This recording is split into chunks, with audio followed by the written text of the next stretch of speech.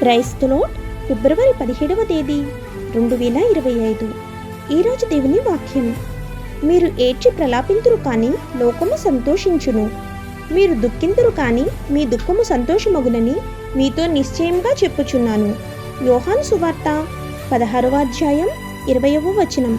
ప్రియమైన సహోదరి సహోదరులారా, క్రైస్తవ విశ్వాసానికి సంబంధించిన కొన్ని ముఖ్య అంశాలను తెలియచేసే శక్తివంతమైన లోతైన వచనం ఇది. విశ్వాసులందరూ భూసంబంధమైన దుఃఖాలను పరీక్షిస్తున్న భవిష్యత్ ఆనందాన్ని ఆశించే సమయంలో కూలిపోయిన లోకంలో జీవితంలోని కష్టాలను అంచనా వేయడానికి సహాయపడుతుంది. అది ఓదార్పు హామీ ఇచ్చే సందేశమే. వారి ప్రస్తుత బాధలు కథ ముగింపు కాదు. యేసుపై వారి విశ్వాసం చివరకు వారిని తీసివేయలేని ఆనందానికి నడిపిస్తుందని క్రైస్తవులకు గుర్తు చేస్తుంది.